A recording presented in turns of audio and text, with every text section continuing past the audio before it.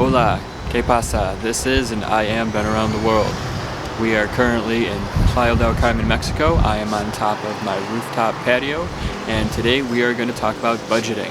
Budgeting for life living in Playa del Carmen, Mexico. If you're anything like me, you are not made out of money. Fortunately, that is the case, but that is the reality. You got to figure out what budget, how much money you have to work with. Currently, my monthly budget is about $1,100. That is 1,100 US dollars. So the big question for me is, can I live in Playa del Carmen for $1,100 a month? And the super quick answer to that is yes, absolutely you can. For $1,100 you can live inside Playa del Carmen. The big question would be is how much fun are you going to have while you're here? Playa del Carmen is a tourist city. It is a vacation destination, so there are plenty of distractions. There are plenty of places and ways to spend your money, and things are economical, things are cheap if you do them the right way. But if you don't know what you're doing, or if you overdo it, it's easy enough to spend considerably more money than you wanted to.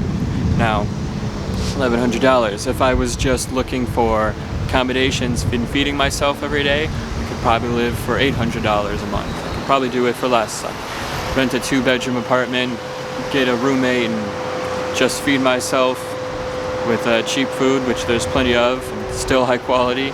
Then I could probably do it for even cheaper than $800. But, you know, this being a tourist destination, like I said, vacation destination, there's plenty of opportunities to spend your money and have a little extra fun. And if you're anything like me, you can only practice so much self-restraint. So the question is not can I just survive in Playa del Carmen, but can I live in Playa del Carmen and still enjoy myself, still live the life that I am happy living? So, you know, there's a wrong way and right way to do everything. And what I mean by that is Playa del Carmen has your economical, cheap options, and then you have your options where you can spend a lot of money. In a previous video, I shot a POV, point of view video of 5th Avenue. That is Playa del Carmen's main strip, and it's a very beautiful place, vibrant place full of people and activity, and you absolutely must visit it, but you do have to restrain yourself when it comes to how much money you spend, how much money you decide to spend on 5th Avenue. My first week here, pretty much all the money I spent here in Playa del Carmen was spent on 5th Avenue. That is the place that they draw you into, that you become familiar with. On 5th Avenue, and the closer you get to 5th Avenue, the more likely the locals that you come across will speak English, which is one of the ways that they draw you in there, and you pay for that convenience. You know, things don't get lost in translation. You're speaking with people who speak good English. You don't speak Spanish. You don't mind that you're spending the extra money. You might not even know that you're spending the extra money. You might think that things are still cheap and economical without realizing that places probably closer to your apartment or just a little further away from 5th are much, much cheaper and offer you the same exact thing.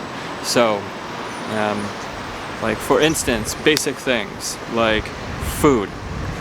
Go to 5th Avenue, you can have some amazing food and some really nice looking restaurants, and you would spend maybe as much money as you would spend in a restaurant in America. However, I live off of 30th Avenue. There's plenty of places where I can get just absolutely amazing food, half the time get it made right in front of me, and just spend a fraction of the amount that you would on 5th Avenue or other popular locations where they charge you a little bit more for the presentation.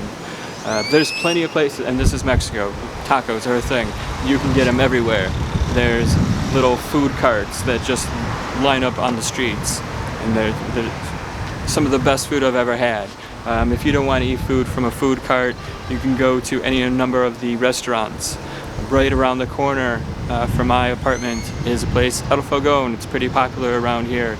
You can get yourself 3 tacos and a Coca-Cola and leave a tip and still spend $5, you know? It is possible. You got to look for the right spots.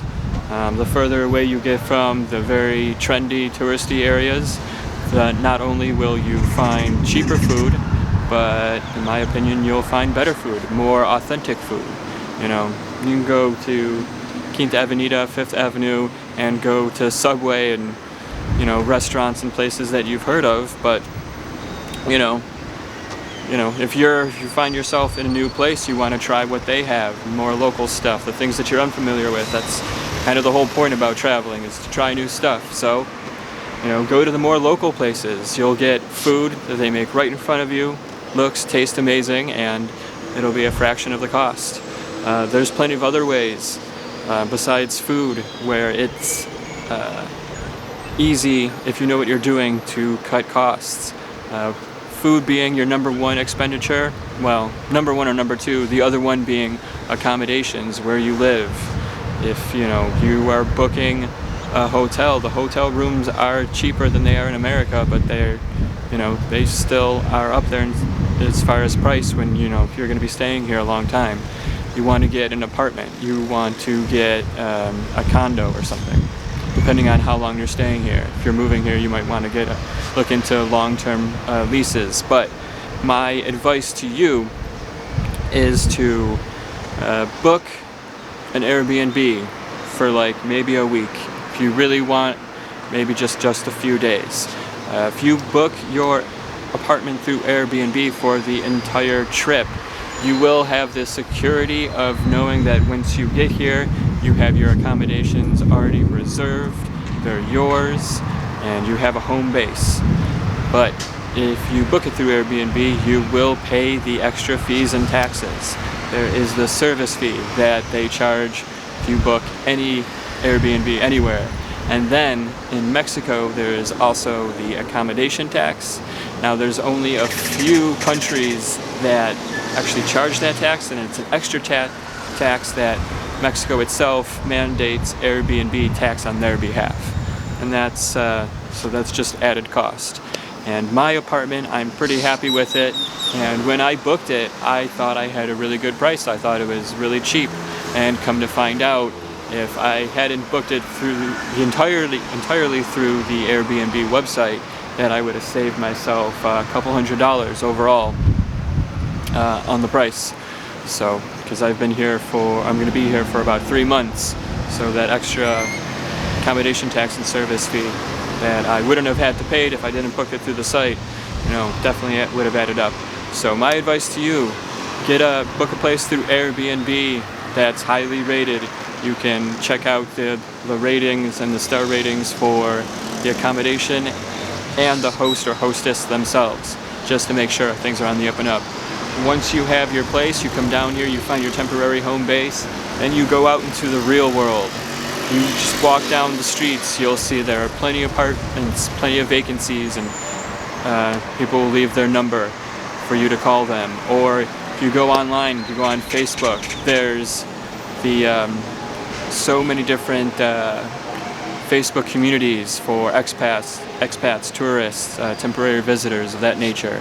You just go on there and tell them what your budget is, what you're looking for, and I promise you it won't take too long to find yourself a new place. So book a place through Airbnb temporarily. Don't do it long term like I did. Learn from my lesson.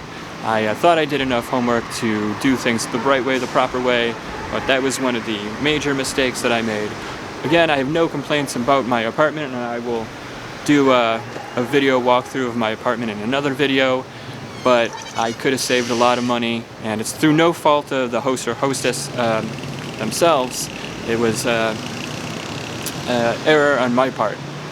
So, and those, food and accommodations, those are your two biggest expenditures. So if you can eat and live the right way, the more economical way, you're already off to a good start. Now, other than food and accommodations, you got expenditures like entertainment, going out for drinks, meeting up with friends. Not only is there a whole ton of stuff to do in Playa del Carmen, but there's a lot of stuff to do outside of Playa del Carmen that's really easy and cheap to get to. Since I've been here, I've visited Tulum, which is about, an hour away Beautiful beaches, ancient ruins, things of that. I visited Cozumel, which is the island across the water. Again, beautiful beaches. Went snorkeling, swam with the fishes. It was pretty beautiful. And what else have I been? Playa del Carmen, which is just next to Playa del Carmen. They got beautiful beaches. And just the other day, I went to the island of Holbox, an island inhabited by about 2,000 people, so pretty small, little tiny resort town. And you know, had myself a good time. But you know, you take these little weekend trips here and there, and even though things can be cheap and economical, you know, the more you do them, the more they add up. So, you know, $1,100. Can I live? Can I have myself a good time? Can I stay under budget? That's the question that we have. This video being shot near the beginning of the month, I started tallying all my expenditures. Every time I spend any amount of money, any pesos, we write it down. And at the end of the month, check back in with me and we'll do the math. And we'll see if I went over budget, if I went under budget, if I met my expectations and had a good time doing it. So you can check back with me at the end of the month.